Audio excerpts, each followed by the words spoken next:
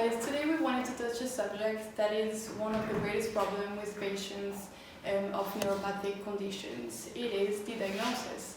CRPS is a pretty rare condition, which means one of the main issues is getting a proper diagnosis, which means patient can wait for years to get a proper assessment of the condition, and in the worst case scenarios, having misdiagnosis. So the first question will be here: how can a patient avoid this danger of misdiagnosis? Well, a good way, of course, would be, first of all, to find a rheumatologist because he has a better picture of what the muscle, the skeletal, and the nervous system is in a body and in a human body, of course. And CRPS is usually a condition that involves all three of these systems, although it is considered to be a neuropathic condition. It affects all these parts of the body, like systems of the body, like I was saying, and so a rheumatologist will have a better picture of this. And also a good way would be to have different opinions. So don't just go to one doctor who will diagnose you with CRPS, but perhaps have a second and maybe a third opinion. Yes, these would alone be a good way to avoid misdiagnosis. Okay, so we mentioned that CRPS was a pretty rare condition. So what are the numbers?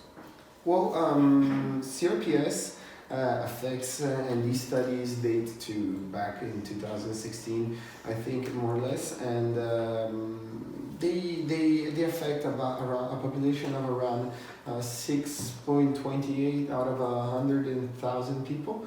So these are always patients, not always. These are usually patients that come get this condition from different traumas, different types of traumas, the cast, immobilization. So we have some statistics also regarding CRPS occurring after a surgical procedure, but anyway affects 6.28% out of 100,000 people.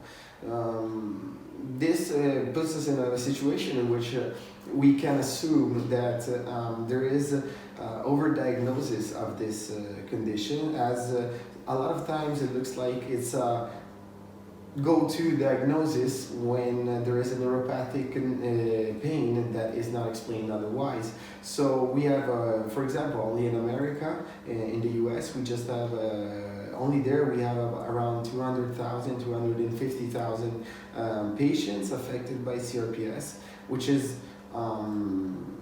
would mean it would affect a population of 26 people out of 100,000 people. So it must be overdiagnosed because, of course, CRPS is not a virus or another type of condition. It's something that occurs randomly, and there can't be pandemia of CRPS. Okay, so to this day, the best way to diagnose CRPS is the Budapest criteria. Can you explain to us what is the Budapest criteria? Yeah, well, the Budapest criteria is, till now, the best way to diagnose CRPS. It is, first of all, every technique to diagnose or method to diagnose a condition has a margin of error, okay? And so, and with the Budapest criteria, if I'm not wrong, there's a 32% or 39 maybe, 32% of chances to misdiagnose. This is because this criteria will involve, first of all, very subjective factors like the levels of pain. Then it involves symptoms like sudoration or hair growth, nails growth, allodynia, hyperalgesia, but along with all these conditions, with all these symptoms, it also says any other condition must be ruled out. So it is very difficult to use. Usually, in fact, they cite this clinical because it's clinical. The doctor can assess it just by visiting the patient, and some tests can help, like a 3-phase bone scan or an MRI. But this isn't the best way to diagnose. In fact, patients should always look for somebody who is familiar with these criteria. So what doctors would be the best qualified to diagnose CRPS? Well, CRPS is diagnosed often by a rheumatologist, and that would be the best doctor to go to because, like we've seen before, he has or she has the best picture of the skeletal, the nervous, and the muscular system. A neurologist can diagnose it as well, but since we know it usually involves a trauma, it can be a physiotherapist. The important thing is that it knows what the Budapest criteria is and has a good picture of what this condition is.